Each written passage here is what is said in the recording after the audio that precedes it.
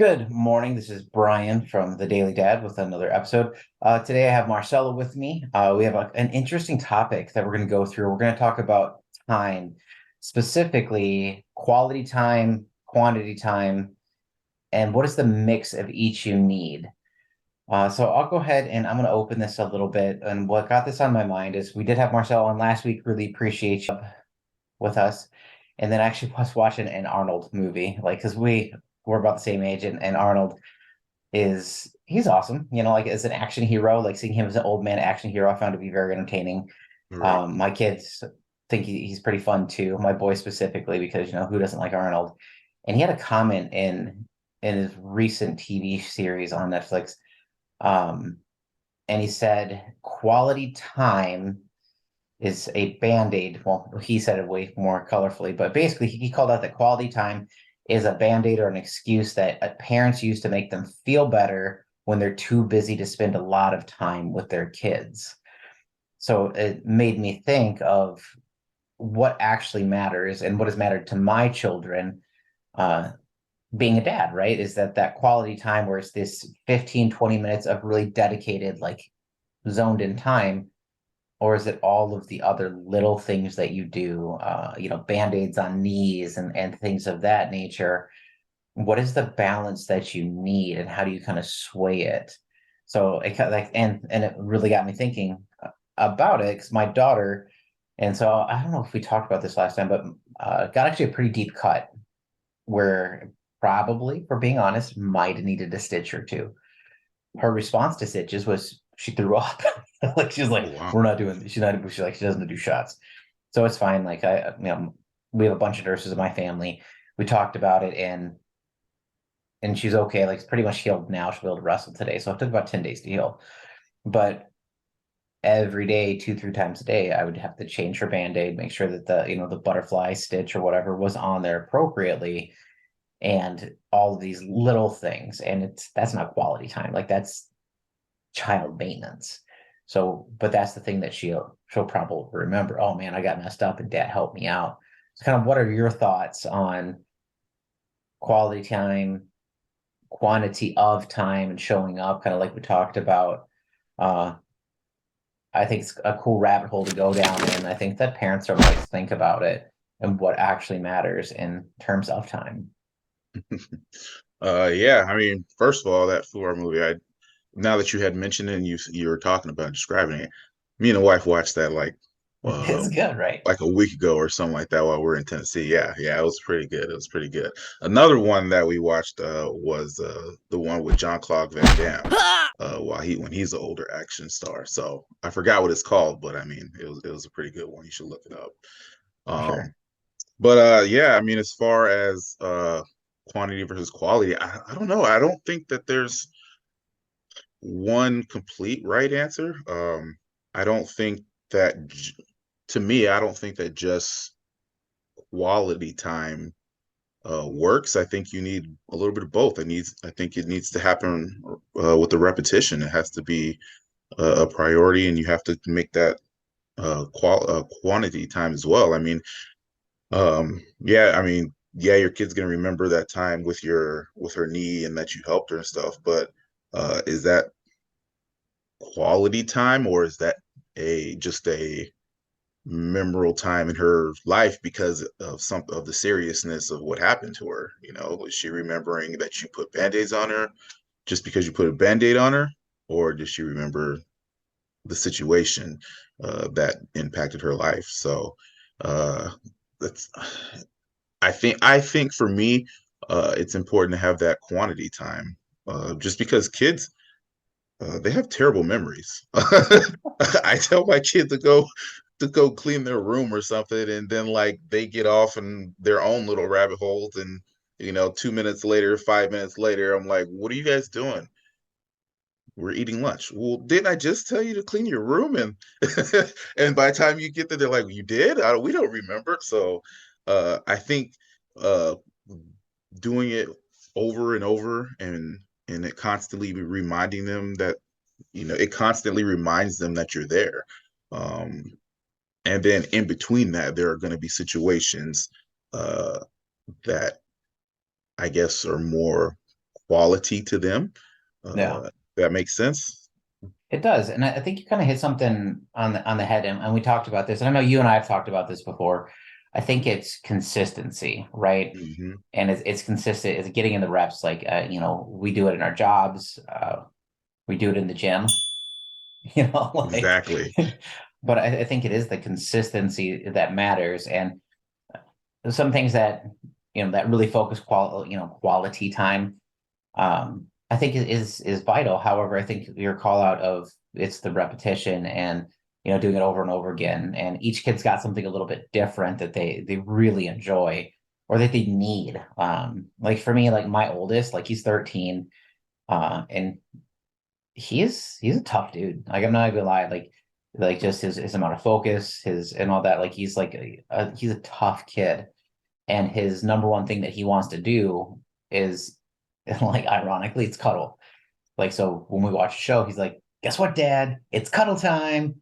And it's not that we're interacting; it's that he just wants that physical proximity of generally I lay on the floor a lot. Like it was one of the when we bought our house, uh, we needed an area that I could lay on the floor because like I like to be on the floor. And part of it's for wrestling and shenanigans like that with the kids. But that's what he needs. That's what he remembers. And if he doesn't have it, what is it? It's lack of cuddle disorder. So he'll call out, LOCD. He's like, Dad, I got LOCD. And does he remember a specific time? No, but he remembers um, when he doesn't have it. And we kind of touched on this in our prep for this call of I think if you are consistent, you're again, I like putting in the reps because we all understand what that means. Then kids remember you read them that same book 37 times. For my kids, it's the book I Love You This Much. Um, Hmm. I have it upstairs. I read it to each kid. I kid you not, probably 500 times to the point like we'd read the book together and the kids can't read, right? They're like 2 years old because it's their favorite book at 2 or 3. And they would read the Hmm. book to me, and we both know they're not reading the book. They've just memorized it. Right. And then, we popped that book out to donate some stuff to Goodwill and to friends because, they don't need books for little kids anymore. And that was like the first book. They're like, maybe we don't get rid of this one. So I think that it is getting in the reps and that time is what really matters. And as I was thinking about it, I got two part-time. So part of it was when they were real little, I would call them every day. And I know that last time that you and I had spoke, we did talk about it. So one of the things I like to do on the podcast is try to troubleshoot for dads who aren't as fortunate in their living situation as I am, or as you, because again, I feel pretty fortunate because like my littlest I live with full time. I'm married to my wife, obviously, and my parenting partner from my previous marriage is actually a fantastic co-parent and really puts our kids first. And there are some people they don't have that. Their co-parent they wield the child as a weapon, which I don't support. Right. But when I can't be there, for me it was phone calls. I know for you, your job takes you away sometimes. So for when it comes to putting in the reps, kind of how do you structure it to make sure that your kids know that you're there and have that consistency? Well, I'm still kind of formulating this and doing different things because I've had that busy schedule, and a lot of times you come home and you're like, man, I've been at work all day, like, I need to decompress, and my decompress is like playing my Xbox or something, And you have a and stressful job. Just for those who don't know, like your job is not like oh no, my spreadsheet didn't work out kind of job. Like your job is stressful. It's dealing with real world big problems. right, right. And for those of you that don't know what I do, I'm a special agent for the Department of Homeland Security. So I'm always I specialize in child exploitation and human trafficking and sex trafficking and stuff like that. So at times it can be stressful, and they don't let us just focus on one thing. So I have like 10 to 12 different cases on my plate right now of things that varying of importance, but things that have to get done.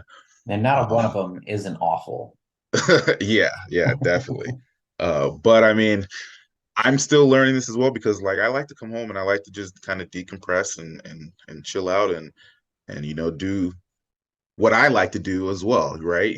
Just to relax. And sometimes it doesn't involve kids. Sometimes I don't want to hear that. But I think I've been trying to figure out that balance because one, like you said, each kid is different. My daughter, she likes to spend time, interacting together and really focusing on something together. Whereas my son is the other way around, where quality time for him is just being in the same room and me seeing him play uh, Minecraft or something like that. So, they work differently. Um, as far, when it comes to kind of figuring out what that balance is, trying to, I've been trying to make sure that part of my kind of decompressing and stuff uh now is more so involving them, just making, even if it's just making sure that that time with them is important to you, and it becomes less of a kind of less of an issue for me when I started really taking that interest in not so much what we were doing, but who I was doing it with. So just making sure that when I was spending that time with them, doing whatever it is that they want to do, that's kind of what I've been getting into now, is making sure that no matter how long my day is, I try to come home and, Dad, can we go outside and play kickball? My mind says no, I don't want to, but I force myself to say yes, yes, I'm gonna, yeah, let's go play, and I think that's also part of quality time is Yeah. sure, you know what, let's go do what you want to do, and I'll rest afterwards. Being a parent is also a full-time job as well, so when you finish your full-time job, you still got work to do. So I think that's kind of yeah, that's kind of how I've been trying to do it, is just being consistent with that, really focusing on what they want to do and doing that, um and kind of, yeah, going that way. Like I like that it's that you call out that sometimes you don't feel like it. Hmm. I've always looked at and for me, like this actually really got me thinking. So for me, my real dad wasn't like my bio dad, like not really like wasn't like there was no volume, right? There was no volume. It's kind of what drives me to be a better dad and to do this podcast. Then I have my stepdad, um, coolest dude ever. Like terms of discipline, not really that dude. In terms of you would call him for anything and he would show up for anybody. Amazing man that way. And he looked like Hagrid from Harry Potter, like 6'4", like burly ass like beard.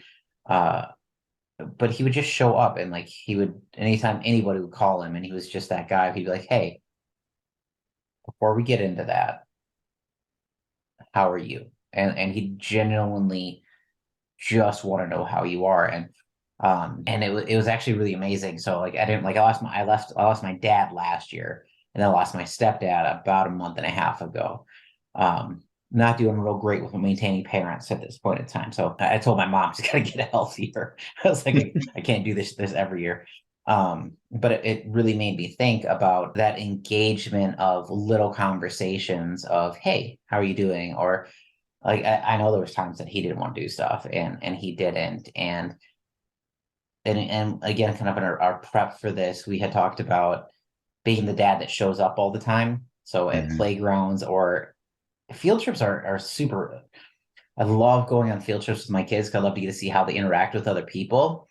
Uh, but you can always immediately see the kids that don't have a strong dad Hmm. Yep. because instantly they're like your little buddy, and you're like, I'm here to be with my kid, but I Right. don't do that because obviously like they're lacking something, and I'm like as a man, I think that it's my responsibility to not be a jerk to just not to be.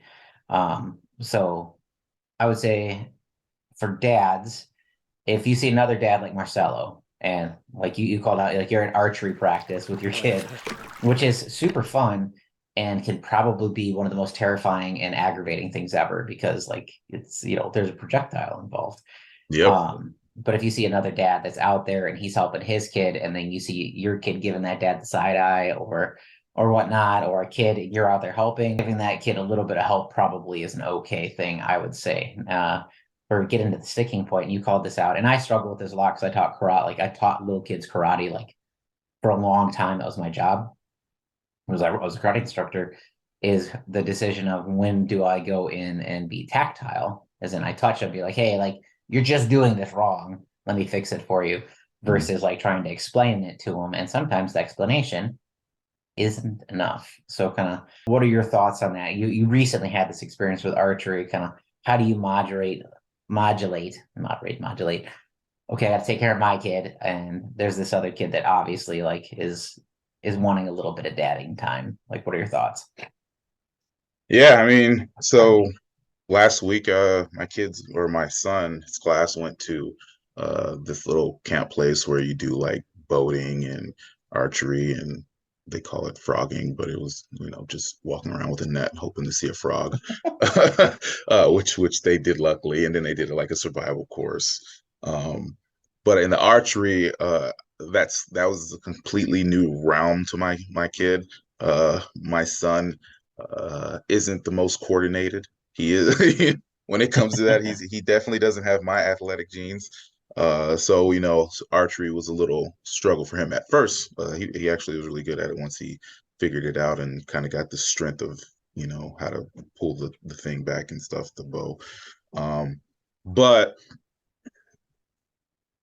it was like that thing where when your kid went, then you would kind of walk up behind them and watch them, and if they needed help, you were able to kind of put your hands here. This is how the bow goes and pull.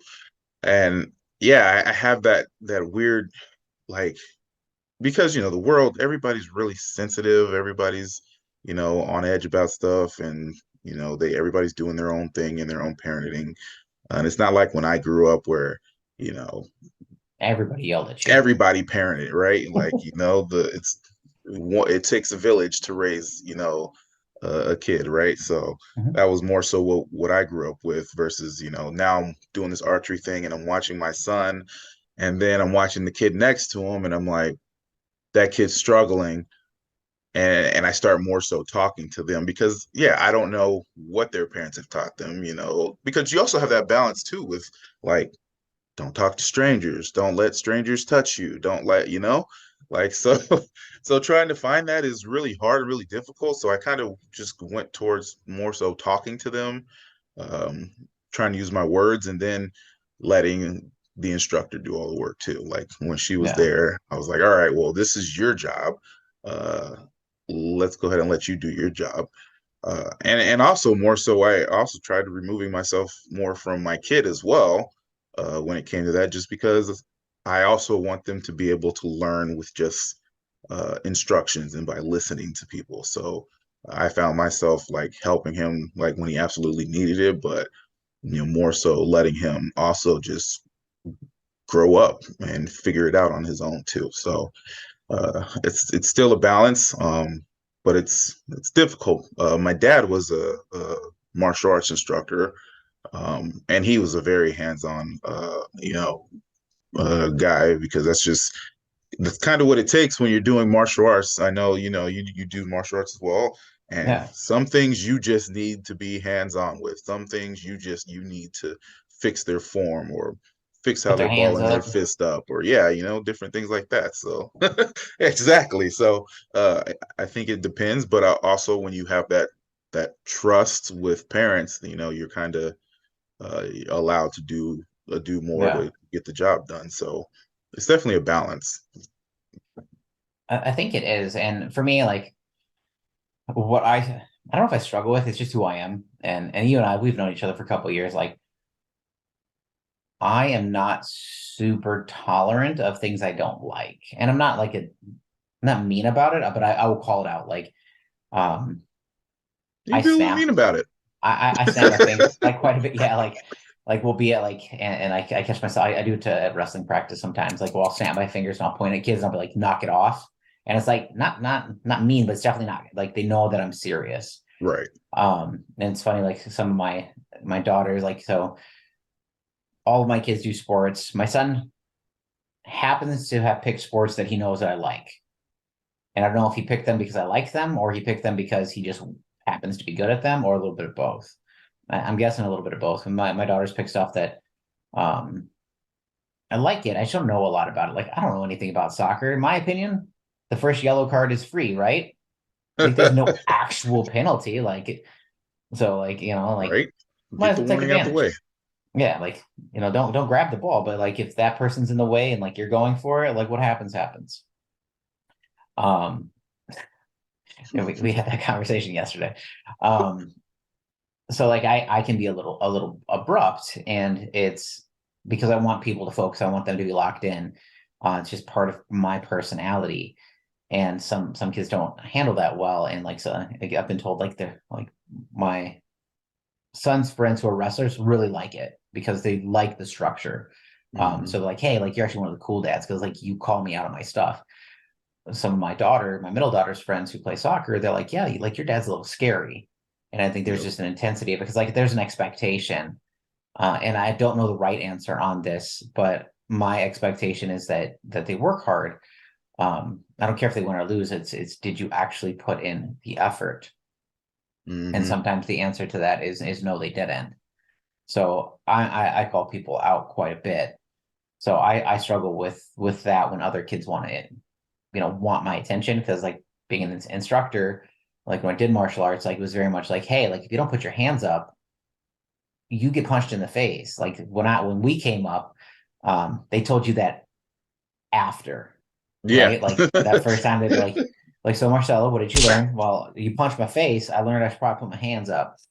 And I think that's valuable actually. Like one, two, you can get punched in the face. Two, like it's a different kind of tactile interaction.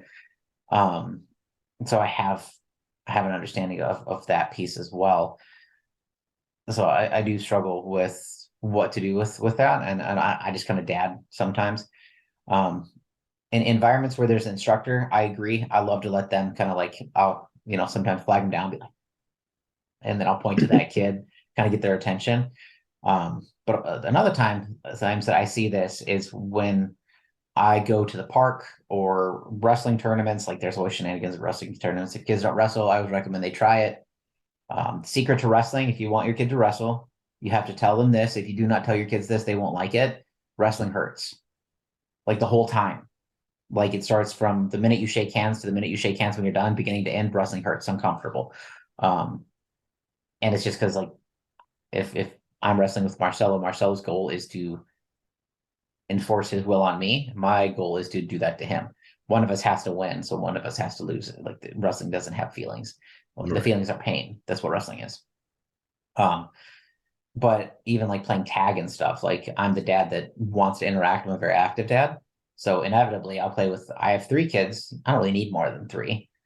But I've been in games where it's like, okay, I'm playing with my kids, and then all of a sudden I got a fourth. And then there's a fifth in my game. And then Right. I'll have a group I've had a group of like five or six kids come over and like I'm playing with my kids and like grab my shirt and be like, hey, can I play? What So about it's like me? I'm dying at this point because like I cannot run a child. Well, I can for a short distance, but like not for 45 minutes. I'm not a marathoner. Right. They don't get Um, tired. they don't. And if you're the only adult playing, like you are a target. Like it's if you're the other, like you're gonna be the one that's like just like if it's the only girl, like it's not that they really pick on it, it's like you're different. And that's Hmm. okay. So like how do you deal with that? Do you just invite all kids in if you're playing with your kids and they're like, hey, I want to play? Do you invite them in? Do you tell them no? Um, I have called other parents out, which I sometimes they appreciate, sometimes they don't, uh, to get them to play because like I don't play like I don't mind playing with other people's kids. Like I don't mind organizing a game, but if you're sitting there playing on your phone, that kind of drives me nuts. And I'll be the first one to be like, hey, go tag your mom or your dad or whoever. And they'll be like, oh, like I'm not playing. I'll be like, and then they'll be like, but that dad's playing. And all of a sudden, I'm like, come on, man. So I think it's easier to call out dudes than it is like other dads than moms. So kind of like, what are your thoughts on that? I know we only got about 5 or 10 minutes left, so we'll kind of dive into that and we'll kind of wrap it up.